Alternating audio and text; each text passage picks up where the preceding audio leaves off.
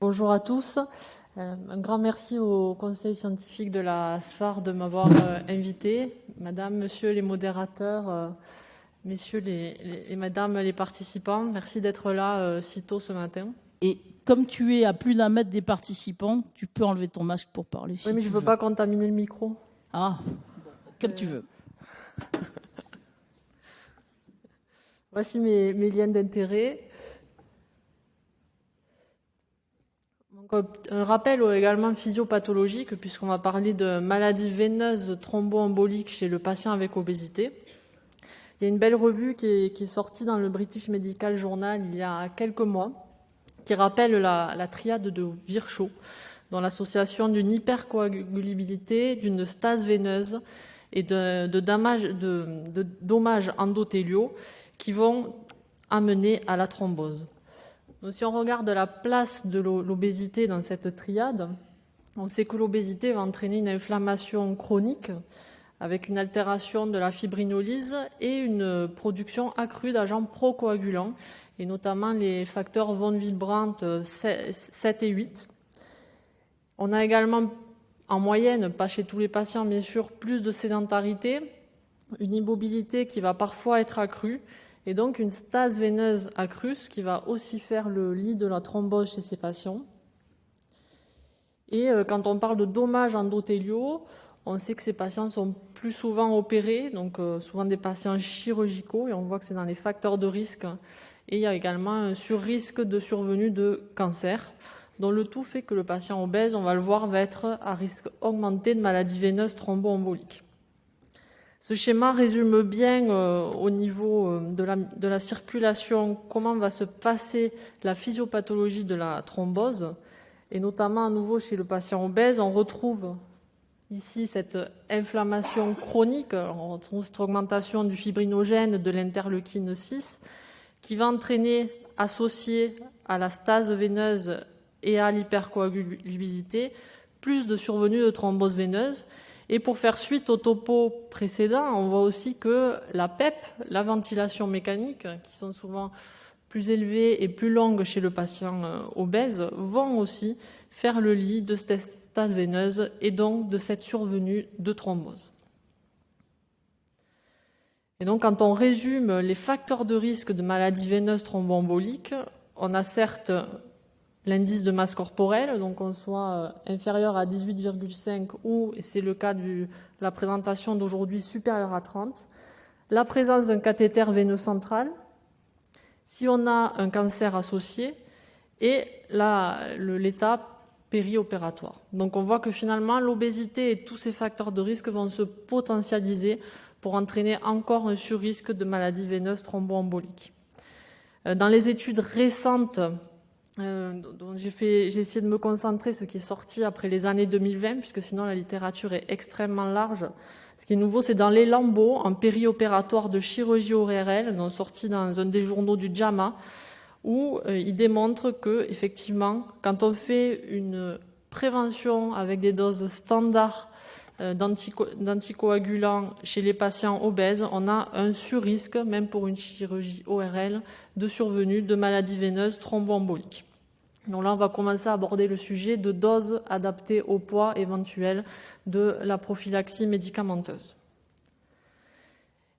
C'est bien beau de penser à la maladie veineuse thromboembolique, mais à côté de la thrombose, on a bien sûr ce risque-là. On a tous vu justement en réanimation, aux soins continus ou en post-opératoire, ce risque accru de saignement. Et donc, on va toujours être dans une balance bénéfice-risque entre le trop d'anticoagulation et le pas assez en post-opératoire. Alors, on va faire une première partie qui est la prévention des complications thromboemboliques en chirurgie bariatrique. C'est ce qui a été de loin le plus étudié. On voyait un chirurgien qui commence à être effrayé qu'on parle de ces complications. Alors, lorsqu'on regarde la chirurgie bariatrique, est-ce que c'est bien ? Je ne sais pas, mais en tout cas, lorsqu'on regarde l'efficacité par rapport à un groupe contrôle qui est traité uniquement par mesure hygiéno-diététique, on voit que l'IMC va baisser et assez durablement, puisque dans cet article paru dans le New England Medicine il y a 2 ans, on avait une baisse durable de l'indice de masse corporelle. Et lorsqu'on regardait la mortalité, justement, avec un suivi, on voit jusqu'à 30 ans, mais la mortalité, par rapport aux patients obèses, ici en bleu, qui avaient été traités par mesure hygiéno-diététique, était diminuée lorsqu'on avait la chirurgie bariatrique. Par contre, le message, c'est que même en cas de chirurgie bariatrique, on voit que la mortalité est largement accrue par rapport aux patients sans obésité. Alors pourquoi ? D'après vous, quel est le taux de complications thromboemboliques justement après chirurgie bariatrique? Est-ce que ça peut expliquer ce surrisque? Donc 0,01%, 0,1%, 2%, 7%, 12%. Donc bien sûr, ça varie selon les séries. Mais en moyenne, on est plutôt autour de 2%. Donc c'est quand même assez fréquent. 2 patients sur 100 qui vont se compliquer. Et lorsqu'on reprend l'étude précédente parue il y a 2 ans dans le New England, on voit que là, on avait un taux un peu inférieur de complications thromboemboliques, autour plutôt de 1%, avec un taux, dans cette série-là, supérieur d'hémorragie, ce qui rappelle encore la nécessité de faire une balance bénéfice-risque. Alors justement, on va faire une prophylaxie pharmacologique. Donc quel est le temps recommandé en post-opératoire? 3 jours, 8 jours, 15 jours, 45 jours, 90 jours. On est dans la chirurgie bariatrique. Je vous laisse répondre dans vos têtes. Et encore une fois, c'était sur lui du milieu, effectivement. Donc c'était 15 jours environ. Donc selon les séries, selon les auteurs, selon les recommandations, on est plutôt entre 10 et 25 jours. En tout cas, une prophylaxie étendue en post-opératoire. Donc, effectivement, lorsqu'on regarde les guidelines les plus récentes, parues dans l'European Journal of Anesthesiology en 2018, ils recommandent bien cette prophylaxie étendue, au moins 10 à 15 jours en post-opératoire. Et là, on a des guidelines qui sont parues américaines en 2022. Et là, à nouveau, thromboprophylaxie étendue, dont eux, c'est plutôt 2 à 4 semaines. Est-ce qu'il faut ajuster la dose maintenant de prophylaxie ou est-ce qu'on va faire la dose standard comme n'importe quel patient? Alors d'après vous, oui, selon l'indice de masse corporelle, oui, selon le poids ajusté, c'est-à-dire la masse maigre, entre le poids prédit et l'indice de masse corporelle et le poids réel. Oui, selon le poids prédit, non, ou cela dépend. Alors là, c'est une question compliquée. Les niveaux de preuve sont assez bas, mais ce qui semble actuellement, c'est qu'on dirait oui selon l'IMC ou la masse maigre, et bien sûr, cela va dépendre. Dépendre de quoi? De tous les facteurs de risque qu'on a vus au début, et aussi du type de chirurgie, de la longueur de la chirurgie et parfois du chirurgien. Donc pourquoi?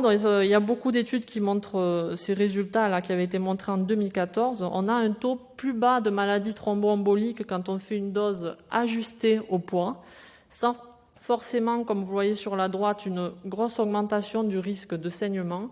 Donc globalement, on est plutôt en faveur d'une dose un peu plus élevée chez les patients avec obésité. Alors justement, quel traitement anticoagulant on peut utiliser quand on a une IMC supérieure ou égale à 40 kg par mètre carré? Alors il y en a qui n'en mettent pas du tout, il y a des équipes, on pourra peut-être en parler ensuite. Donc aucun. Est-ce qu'on met de l'enoxaparine entre 4000 et 6000 unités 2 fois par jour? Est-ce qu'on peut mettre de la daltéparine 5000 unités par 12 heures?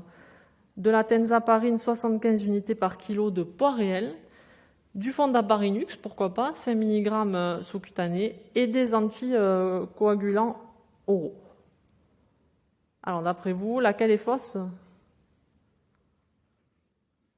Effectivement, la 6 est fausse, et aucun, c'est quand même, peut-être dans des équipes très entraînées avec des durées de chirurgie très courtes, mais c'est absolument pas recommandé actuellement. Donc effectivement, là, je vous ai remis les dernières recommandations sur le sujet. Donc, je sais qu'à la SFAR, là, vont être présentées les recommandations toutes fraîches à ce sujet. J'ai pas eu le PDF, mais j'ai quand même eu des fuites sur les doses recommandées maintenant en 2023. Alors que nous disent les guidelines qui sont déjà parus, donc minimum 3000 à 4000 anti-DISA par 12 heures lorsqu'on choisit une HBPM, et des doses plus élevées, forcément, si on a un risque plus élevé de maladie veineuse thromboembolique. Donc ça, c'est en chirurgie bariatrique.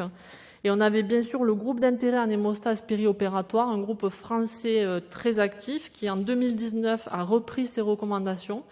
Et donc, précise bien que chez les patients avec un IMC supérieur à 40 en post-chirurgie bariatrique, plutôt HBPM ou fondaparinux plutôt qu'héparine non fractionnée. On va le voir, il y a plus de complications quand on fait de l'héparine non fractionnée. Une dose entre 3000 et 6000 unités, donc là maintenant ça va être 4000 à 6000 unités toutes les 12 heures. Une dose majorée est parfois envisageable et dans tous les cas, ajustement de la posologie sur le poids maigre plutôt que sur l'IMC. Ça, c'est encore débattu, ça va vraiment dépendre du risque du patient. Alors, on parle beaucoup d'anticoagulants oraux directs. Est-ce que c'est adapté pour la chirurgie bariatrique? Est-ce qu'on peut faire sa prophylaxie directement avec, par exemple, du rivaroxaban ou de l'apixaban? Donc, il y a eu des recommandations qui datent d'il y a 2 ans qui regardent justement est-ce qu'on peut les utiliser dans l'état de la littérature chez les patients avec obésité. Et ils font un peu la synthèse des différents anticoagulants directs oraux qui existent et des effets de la chirurgie bariatrique sur leur absorption. Et donc, qu'est-ce qu'on voit? On voit que, en tout cas, à la phase aiguë, il y a beaucoup d'effets sur l'absorption, notamment lorsqu'on parle du dabigatran, de l'édoxaban ou de rivaroxaban. Et on a un niveau de preuve qui est pour l'instant très bas en post-opératoire précoce de chirurgie bariatrique. Donc, ce qu'ils disent clairement et ce qui est pour l'instant recommandé, c'est de ne pas faire d'anticoagulants directs oraux en prévention pour la chirurgie bariatrique. Donc on reste sur les HBPM ou le fondaparinux. Alors c'est bien la prévention médicamenteuse, mais il n'y a pas que ça. Et de plus en plus, on utilise la compression pneumatique intermittente. Alors est-ce qu'il faut l'utiliser en chirurgie bariatrique? Oui tout le temps, oui souvent, ou non jamais, ça ne sert à rien. Alors ce qu'on peut dire, c'est que le non, ça ne sert à rien, on ne peut pas du tout conclure ça dans l'état de la littérature. Entre le oui tout le temps et le oui souvent, c'est encore controversé. Nous, dans l'équipe de Montpellier de chirurgie bariatrique, on les met plutôt de façon systématique, se disant que si ça ne fait pas de bien, le risque de complication est plutôt très faible. Alors la compression pneumatique intermittente, pour rappel, il ne faut pas mettre les bas de contention dessous, hein. On met directement les bas de compression pneumatique intermittente. Et effectivement, dans les recommandations du groupe français d'hémostase périopératoire, il propose d'associer la prophylaxie médicamenteuse et mécanique, donc par bas de compression pneumatique intermittente, chez tous les patients opérés de chirurgie bariatrique. Dans les guidelines européennes, c'est la même chose, mais eux, ce n'est pas vraiment systématique. C'est en cas de risque encore accru de maladie thromboembolique veineuse, donc âge supérieur à 55 ans, indice de masse corporelle supérieur à 55, un antécédent de maladie veineuse thromboembolique, un syndrome d'apnée-hypopnée obstructive du sommeil, et si on a des antécédents connus d'hypercoagulabilité. Alors il y a eu une revue récente qui est sortie dans la Cochrane en 2022. Et donc, lorsqu'on regarde la synthèse de cette analyse de la Cochrane, très riche, plus de 100 pages comme d'habitude, lorsqu'il compare compression pneumatique intermittente et médicaments par rapport à la compression pneumatique intermittente seule, on voit qu'on diminue significativement le risque d'embolie pulmonaire, on diminue significativement le risque de maladie veineuse thromboembolique et notamment de thrombose périphérique. Et par contre, on augmente significativement et on repart sur notre balance bénéfice-risque le risque de saignement.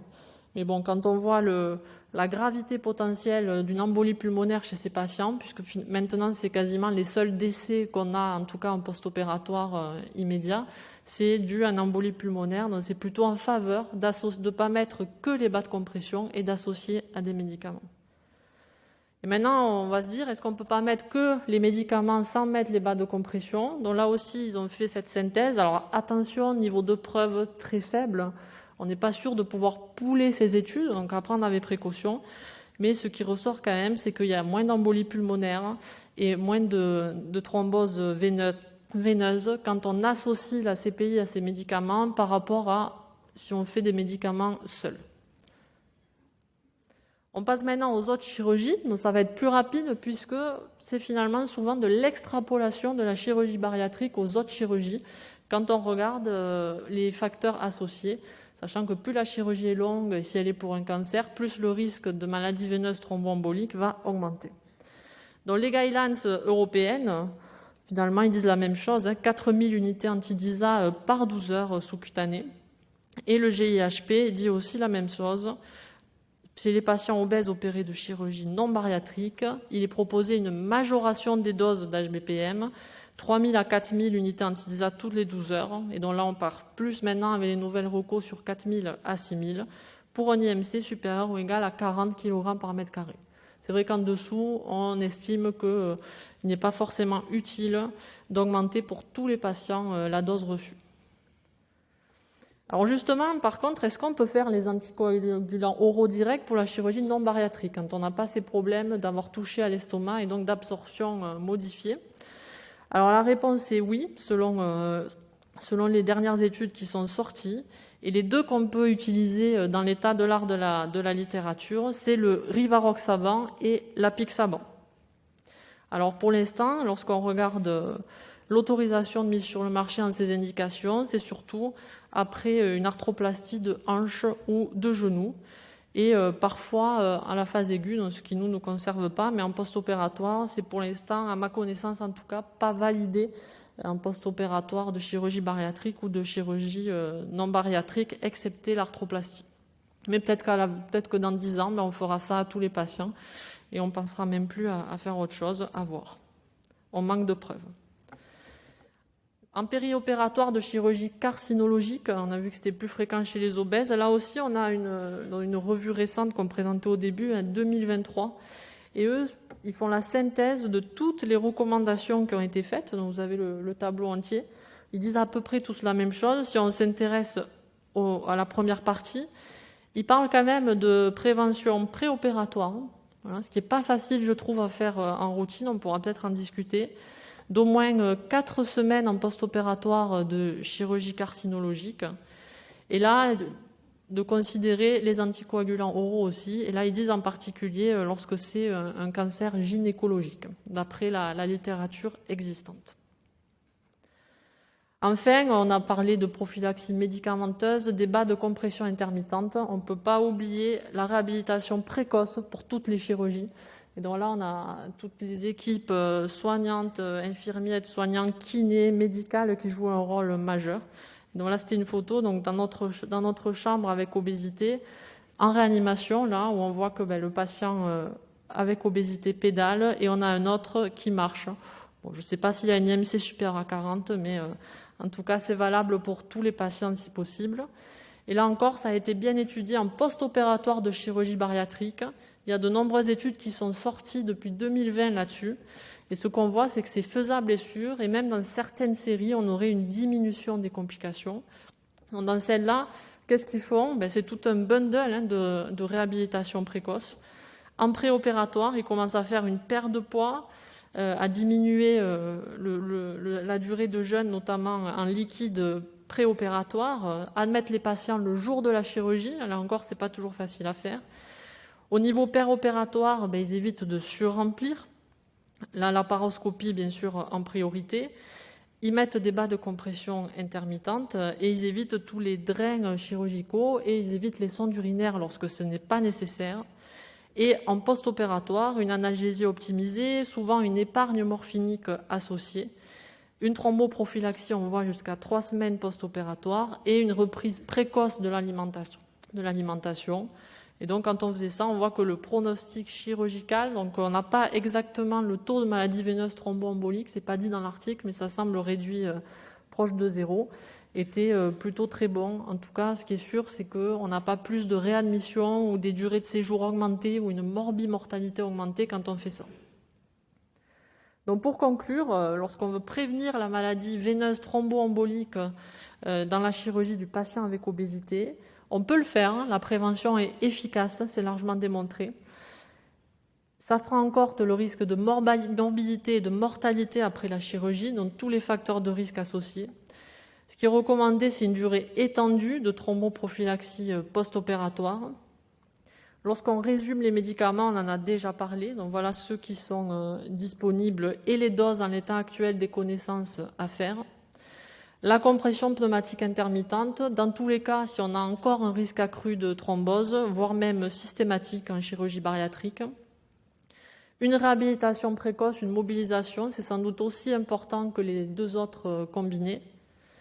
On manque de données, donc tout peut changer peut-être dans la SPHAR et l'année prochaine ou dans 2 ans. Surtout sur le début, est-ce qu'on doit le débuter à 6 heures, à 12 heures en post-opératoire? Là encore, il faut évaluer le rapport bénéfice-risque individuel, la dose exacte et aussi la durée de la prophylaxie en post-opératoire. Et sur les anticoagulants oraux directs, on l'a vu, tout reste à faire. Et en chirurgie non bariatrique, on est dans l'extrapolation souvent de la chirurgie bariatrique et on va adapter les doses selon les autres facteurs de risque, à la fois de saignement et de maladies veineuses thromboemboliques. Je vous remercie et je suis à votre disposition pour toute question.